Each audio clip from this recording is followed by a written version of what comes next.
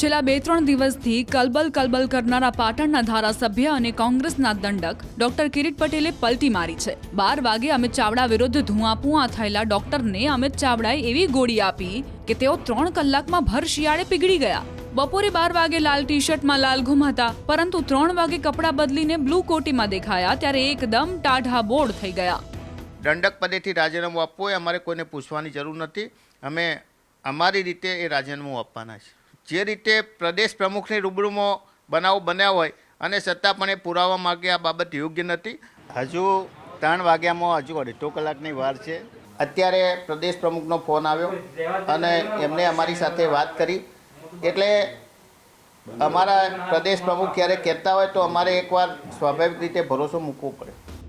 ખરેખર તો ડોક્ટર કિરીટ પટેલનો મુખ્ય કકડાટ 3 ડિસેમ્બરે રાધનપુરની સભામાં બનેલી ઘટના જ હોય એવું લાગી રહ્યું છે, કારણ કે ચાલુ સભામાં સાંતલપુર કોંગ્રેસના કાર્યકર ભચાભાઈ આહિરે ડોક્ટર કિરીટ પટેલને જાહેર મંચ પર જ ઝાટકી નાખ્યા હતા, જેનો ખાર હજુ પણ એમના ચહેરા પર સ્પષ્ટ દેખાઈ રહ્યો છે। પટેલનું કહેવું છે કે પ્રદેશ પ્રમુખની હાજરીમાં આવી ઘટના બને છતાં પુરાવા માંગતા રહે એ તો કેવી રીતે ચાલે। સાથે જ સંગઠનમાં પણ ધારાસભ્યો કે પૂર્વ ધારાસભ્યોને પૂછ્યા વિના જ પક્ષ વિરોધી પ્રવૃત્તિ કરનારાને સ્થાન અપાતું હોવાનો આરોપ લગાવ્યો। છેક 2017થી એટલે કે 8 વર્ષથી આવા મુદ્દા ઉઠાવવા છતાં કોઈ ઉકેલ નહીં આવતા કિરીટ પટેલે દંડક પદેથી રાજીનામાની જાહેરાત કરી દીધી। 12 વાગે ના પાડતા હતા કે આ કોઈ પ્રેશર ટેકનિક નથી, જો કે 3 વાગે પ્રમુખનું માન રાખવા માટે 4 તારીખ સુધી રાજીનામાની વાત મોકૂફ રાખવાની જાહેરાત કરી દીધી।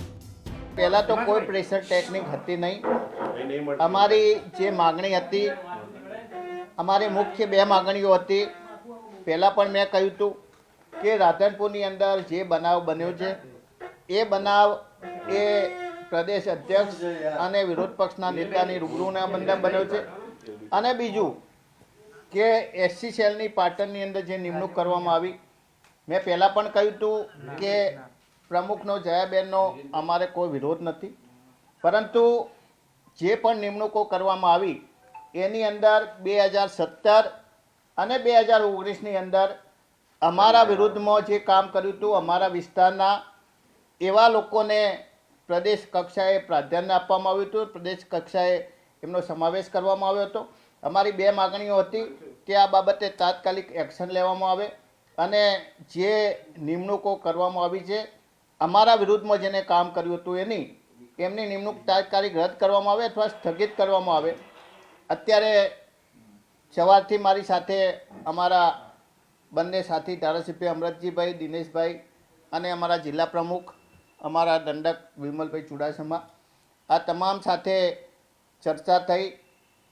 છેલ્લે અમિતભાઈ ચાવડા સાથે પણ ચર્ચા થઈ અને એમને વિશ્વાસ આપ્યો છે કે 4-5 દિવસની અંદર 4 તારીખ બાદ જ્યારે આ યાત્રા જેવી પૂરી થશે એવી યાત્રા પૂરી થયા પછી તમારી જે બંને માગણીઓ છે એ બંને માગણીઓ વિશે અમારો નિર્ણય લેવાઈ ગયો છે। શિસ્ત કમિટીની મિટિંગ બોલાવી અને તાત્કાલિક અમે જે વ્યક્તિએ ચાલુ સભામાં પ્રદેશ મોવડી મંડળની આગેવાનીમાં એમની હાજરીમાં જે પાર્ટીને નુકસાન કરવાનો અને પાર્ટીને બદનામ કરવાનો અને અમને ભાષણ રોકવાનો પ્રયાસ કર્યો તો એમની સામે એક્શન લેવામાં આવશે। અને જે અમારા વિરુદ્ધમાં જે વ્યક્તિઓએ કામ કર્યું હતું એવા વ્યક્તિઓ કોણ છે એમના નામ એ જે પ્રદેશ કક્ષાએ એમને સમાવવામાં આવ્યા છે એમને રદ કરવામાં આવશે। એટલે એમને અમને વિશ્વાસ આપ્યો છે, ખાતરી આપી છે અને એમના વિશ્વાસ અમારા પ્રદેશ પ્રમુખના અમને જે વિશ્વાસ અને બાંયધરી આપી છે એના આધારે હાલ પૂરતું અમે રાજીનામું આપવાનું અમે રદ કર્યું છે। પરંતુ આ સમગ્ર બાબતની જાણ અમે પત્ર લખી અને જે હકીકત બની છે એ અંગ્રેજીની અંદર અમે ડ્રાફ્ટ તૈયાર કર્યો છે અને એ ડ્રાફ્ટ અમે કેસી વેણુગોપાલ અને એઆઈસીસીને મોકલી આપીશું। કિરીટભાઈ, આ કોણ વ્યક્તિઓ હતા જે ખોટી નિમણૂક? જે વ્યક્તિઓ નામ જો કે અમને કોણ એવું કે જે આ પાર્ટીની અંદર અમને કોન્ફિડેન્શિયલ રિપોર્ટ માગેલો હતો, તો પાર્ટીની અંદર અમે 2017 અને 2022ની અંદર અમે નામ આપેલા છે। પાર્ટીની અંદર એઆઈસીસીની અંદર અને પીસીસીની અંદર આવા નામ એ પડેલા છે। કોન્ફિડેન્શિયલ રિપોર્ટ એ પાર્ટી પાસે છે, એ પાર્ટી જ્યારે એ ઉપર એક્શન લેશે ત્યારે અમે નામ જાહેર કરીશું।